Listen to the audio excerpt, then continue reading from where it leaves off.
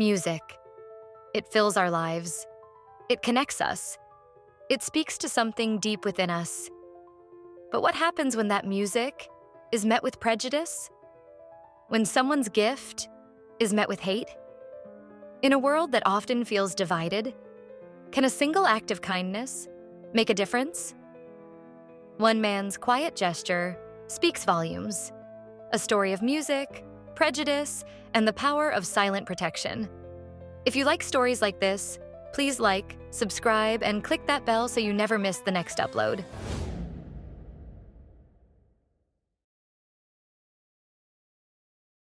The midday sun beat down on the bustling city square, casting long shadows across the cobblestones. The air hummed with the sounds of urban life, the rumble of traffic, the chatter of pedestrians, the distant wail of a siren. Pigeons strutted across the paving stones, pecking at discarded crumbs, while a street vendor hawked hot dogs and pretzels from a brightly colored cart. Amidst this cacophony, a single melody rose, clear and poignant, the soulful strains of a saxophone. The musician, a young man named Samuel, stood beneath the shade of a large oak tree, its leaves rustling gently in the breeze. His eyes were closed as he poured his heart into his music. His saxophone, an old but well-loved instrument, sang a bluesy tune, its notes weaving through the city noise like threads of gold. The melody was melancholic yet hopeful, a reflection of the city's complex soul. Passers-by paused, some briefly, some longer, drawn in by the evocative melody. A young couple shared a smile as they walked hand in hand, the music providing a romantic backdrop to their stroll. An elderly woman tapped her foot gently, a nostalgic look on her face. A few coins clinked into the open saxophone case at Samuel's feet. Samuel wasn't playing for the money. He played because he had to. Music was his lifeblood, his way of connecting with the world, of expressing the emotions that swirled within him. He'd been playing since he was a child, his saxophone his constant companion, his confidant. The city square was his stage, his offering to the urban landscape. It was his way of sharing his gift, of adding a touch of beauty to the everyday chaos. But not everyone appreciated his gift. A man, loud and aggressive, weaved his way through the crowd. His eyes narrowed, his face contorted in a sneer. He wore an expensive suit, but his demeanor was far from refined. He stopped in front of Samuel, interrupting the flow of the music. "Hey, kid," he barked, his voice laced with disdain. "Why don't you take that racket somewhere else? You're disturbing the peace." Samuel opened his eyes, startled. He'd been so absorbed in his music that he hadn't noticed the man approach. He lowered his saxophone, a flicker of apprehension in his gaze. He'd encountered people like this before, individuals who saw street musicians as a nuisance, an intrusion on their ordered world. "I'm just playing some music," he replied, his voice quiet but firm. He wasn't going to back down. He had a right to be here, just like everyone else. "Well, it's annoying," the man retorted.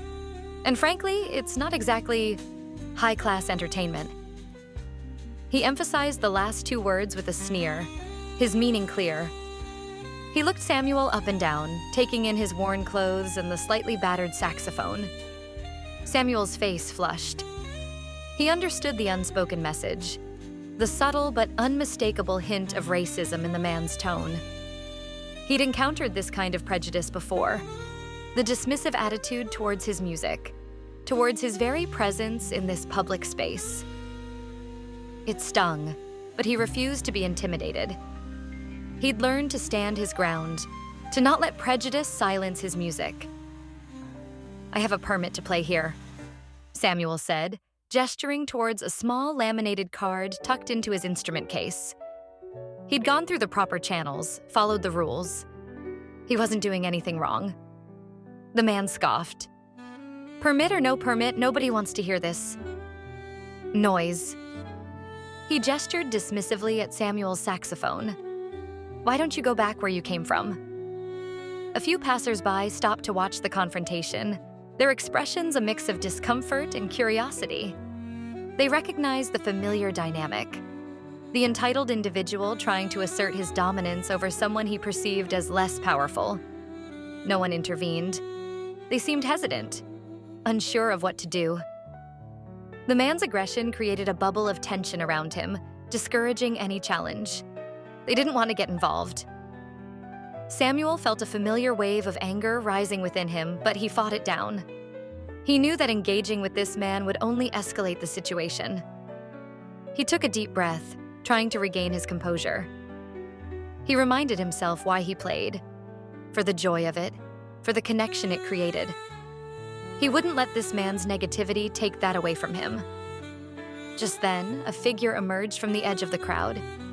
He moved with a quiet grace, his presence somehow both unassuming and commanding. He was dressed casually, in jeans and a simple t-shirt, but there was something instantly recognizable about him. It was Keanu Reeves. Keanu walked directly towards Samuel and the harassing man, his expression neutral, almost thoughtful. He didn't say a word. He simply reached into his pocket, pulled out a handful of bills, and dropped them into Samuel's open saxophone case. It wasn't a small amount.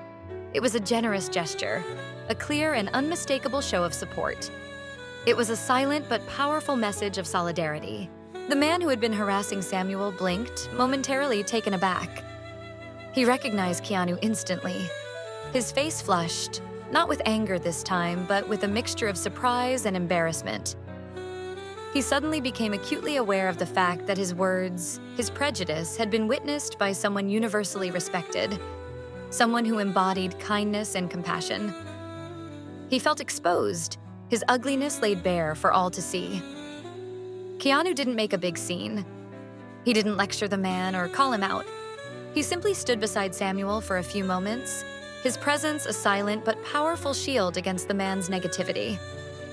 It was a subtle act of defiance, a quiet refusal to condone prejudice. He looked at Samuel, offering a small, almost imperceptible nod of encouragement. It was a gesture of respect, a validation of Samuel's talent and his right to be there. The man who had been harassing Samuel shifted uncomfortably. He mumbled something unintelligible and then, without another word, turned and walked away. The tension that had filled the air dissipated, replaced by a sense of quiet relief. The onlookers, who had been hesitant to intervene, now felt a sense of collective shame for their inaction. They had witnessed a powerful lesson in standing up for what's right, even in the face of discomfort. Keanu remained standing beside Samuel for a few more moments, as if listening to the echoes of the interrupted music. Then he turned to Samuel, a warm smile gracing his lips. "Your music is beautiful," he said, his voice gentle and sincere. He meant it. He could feel the passion in Samuel's playing, the raw emotion that resonated with the soul. Samuel, still slightly shaken by the encounter, managed a grateful smile. "Thank you," he replied. "That means a lot." He was genuinely touched by Keanu's kindness, his willingness to stand up for him. Keanu nodded. "Don't let anyone discourage you," he said. "Keep playing. The world needs your music." He wanted to encourage Samuel, to remind him of the importance of his art. He paused, then added, almost as an afterthought, "And try not to let people like that get to you. They're not worth it." He understood the pain of prejudice, the sting of being judged for something beyond your control. He wanted to offer Samuel some words of comfort, some solace in the face of negativity. He gave Samuel one last encouraging look and then, just as quietly as he had arrived, he melted back into the crowd and disappeared. He didn't seek recognition or praise for his actions. He simply did what he felt was right, a small act of kindness that spoke volumes about his character. The small group of onlookers that had gathered to witness the confrontation dispersed, their faces reflecting a sense of shared understanding. They had witnessed not just an act of kindness, but a subtle yet powerful act of social justice. They had seen Keanu Reeves not as a celebrity, but as a human being standing up for what was right, using his influence not to draw attention to himself, but to shine a light on someone else's talent and dignity. They had learned a valuable lesson about the importance of empathy and the power of quiet intervention. Samuel watched Keanu disappear into the crowd, a feeling of warmth spreading through him. He picked up his saxophone, his fingers finding the familiar keys. He closed his eyes, took a deep breath, and began to play again. The music that flowed from his instrument was different now.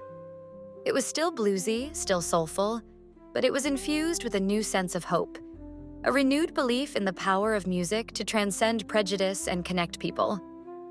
It was a song of gratitude, a song of resilience, a song of hope. The city square, once again filled with the sounds of urban life, seemed a little brighter, a little more harmonious. The tension that had hung in the air like a humid summer day had dissipated, replaced by a sense of calm. The incident, though brief, had left its mark. It wasn't just about the music. It was about something bigger. It was about respect, about dignity, about the right of every individual to express themselves without fear of prejudice or harassment.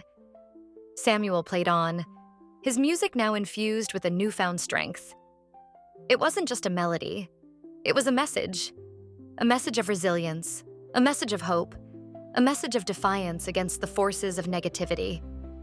He poured his soul into every note, every phrase, his saxophone singing a song of gratitude, a song of solidarity, a song of quiet triumph.